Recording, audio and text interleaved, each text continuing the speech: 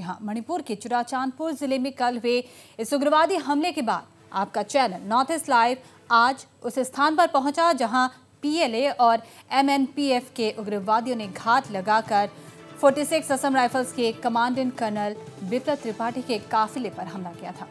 हमारे संवाददाता MK Henry ने आज घटनास्थल का दौरा किया। इस दौरान हमारे संवाददाता ने पाया कि उग्रवादी बेहियांग टी गांव के कर्नल त्रिपाठी के काफिले का घात लगाकर इंतजार कर रहे थे और जैसे ही कर्नल त्रिपाठी का काफिला बेहियांग स्थित असम राइफल्स की छावनी में रात गुजारने के बाद सुबह 10 बजे घटनास्थल पर पहुंचा, जंगल में छिपे इन उग्रवादियों ने पहले आईईडी ब्लास्ट किया और फिर अंधाधुंध गोलीबारी की।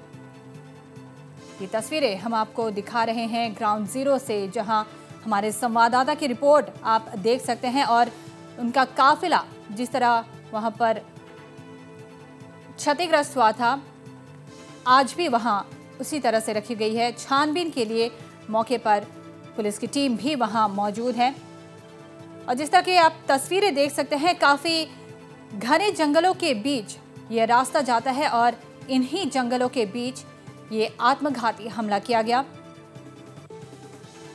पीएलए और एमएनपीएफ के कैडरों ने छिपकर यहां कर्नल के काफिले पर हमला किया था।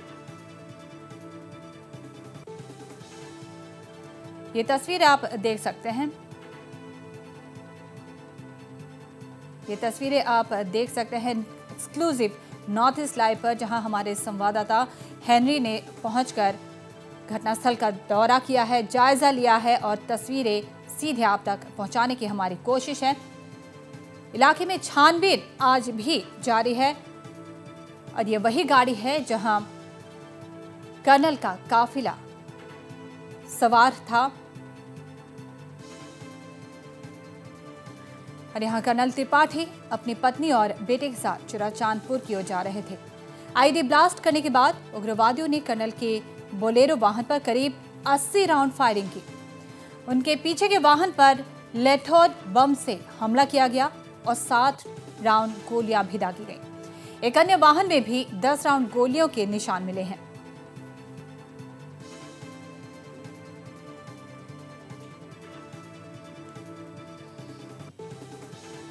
फिलहाल 3 गाड़ियां जो यहां पे देखी जा सकती हैं। एक गाड़ी जिस पर कर्नल खुद सवार थे अपने परिवार के साथ, दूसरी गाड़ी जहां उनके सहयोगी मौजूद थे और एक तीसरी गाड़ी भी मौजूद थी। पहली गाड़ी में जहां 80 राउंड फायरिंग की गई, वहीं दूसरी गाड़ी में 60 राउंड और तीसरी में 10 राउंड गोलियां दागी गई थी।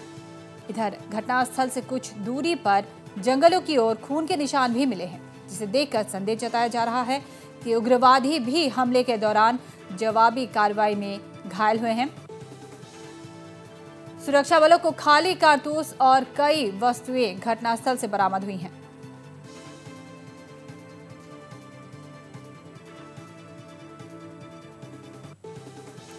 और यहां बता दें कि पूरी घटना बेहियांग टी गांव के 15 मीटर के दायरे में हुई है, जो जंगलों से घिरा हुआ है। ये तस्वीरें कल की इस पूरी घटना को बयां कर रही हैं। जिस तरह से दर्शक देख सकते हैं कि बेहद ही अत्याधुनिक हथियारों से लैस इन उग्रवादी गुटों के सदस्यों ने कर्नल के काफिले पर हमला किया था और इन्हीं गोलियों की शिकार होने से कर्नल का परिवार और उनके सहयोगी शहीद हुए हैं। जिस तरह से तस्वीरें सामने आ रही हैं नॉर्थ ईस्ट लाइव पर एक्सक्लूसिव आप देख सकते हैं, आज इलाके में छानबीन की जा रही है। इस दौरान खाली कारतूस बरामद किए हैं, इलाके में खून के छींटे भी मिले हैं और संभावना जताई जा रही है, संदेह जताया जा रहा है कि दोनों उग्रवादी संगठन के सदस्य इन्हीं जंगलों के बीच छिपकर घात लगाकर बैठे हुए थे और कर्नल के काफिले का इंतजार कर रहे थे। सबसे पहले जहां बताया जा रहा है कि एक बम विस्फोट किया गया और उसके बाद अंधाधुंध फायरिंग की गई और इसी दौरान यह भी संभावना जताई गई है कि इस जवाबी कार्रवाई में उग्रवादी संगठन के कैडर भी घायल हुए हैं।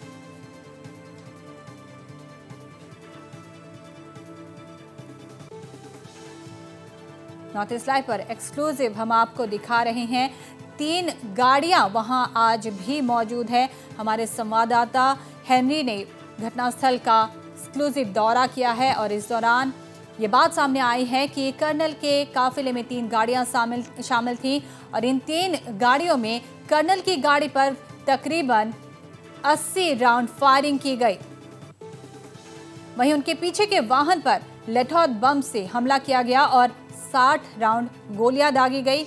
उसके पीछे ही एक और वाहन थी जिस पर 10 राउंड गोलियों के निशान साफ देखे जा सकते हैं और इन निशानों से यह साफ कहा जा सकता है कि उग्रवादी संगठन पूरी तरह से अत्याधुनिक हथियारों से लैस थे।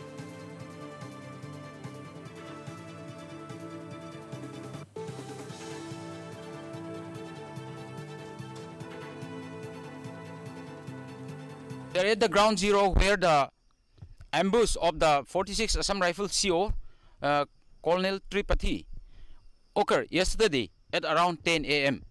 Here we can see on the roadside that there are several places where the landmine bomb was planted and exploded as the CO passed this road from Behiang, coming from Behiang to and heading towards Churachandpur.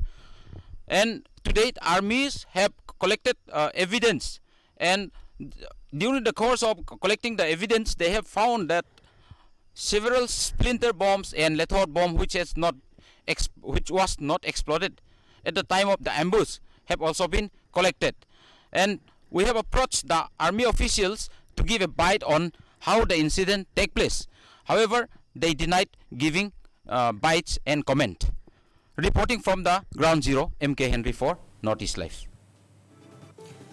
तो जैसा कि तस्वीरों में आप देख सकते हैं, north east live पर हम एक्सक्लूसिव ग्राउंड जीरो रिपोर्ट आपको दिखा रहे हैं। घटनास्थल पर 3 वाहन आज भी मौजूद हैं और इन तीनों वाहनों पर ही अत्याधुनिक हथियारों से लैस कैडरों ने अंधाधुंध गोलियां चलाई थी और घटना के बाद स्थानीय लोगों में उधर काफी रोष देखा जा रहा है। बेहियांगटी गांव के लोगों ने कहा कि वे इस तरह की अमानवीय घटना का पुरजोर विरोध करते हैं। जो भी इसमें शामिल है उसके खिलाफ सख्त कार्रवाई होनी चाहिए। गांव के सचिव ने नॉर्थ ईस्ट लाइव से बातचीत करते हुए इस पर दुख प्रकट किया है। The villagers are so very afraid, and then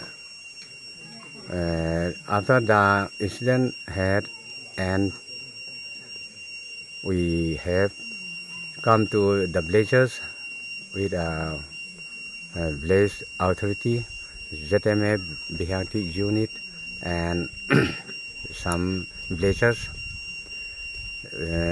to cover our traditional show to the departed CO and family and casualty or the dead. But on that time the situation is so serious that the security had not allowed to cover the traditional show. And later on they have you can cover. The situation is very serious, they said. We are not appreciate the UG. We are very appreciate to the army and further in this area let the UG may not function or may not do about these wrong things. और इधर लोग भी इस घटना के बाद दहशत में देखे जा रहे हैं। लोग ग्राम प्रमुख के घर पर रात भर इकट्ठा हो रहे हैं। We are so scared on hearing the sound of gunfire and bomb blasts because this kind of incident never happened here. We run here and there for safety. However, after the incident, we are not harassed by the security force. We never see any UGS coming and loitering around here in this area before. I am here at the Behiang Tea Village. This Behiang Tea Village area is the areas where the ambush of the 46 Assam Rifle CO was carried out by the valley-based militants. The actual place where the ambush was carried out is about 15 meters from here, and the proper areas where the ambush was carried out is just near the Behyang T village cemetery, and in certain sections of the newspaper and in electronic medias, it has been reported that the incident occurred at second village. This is wrong. Now I want to clarify that the actual place where the incident occurred is Behyang T village area, just near the Behyang T village.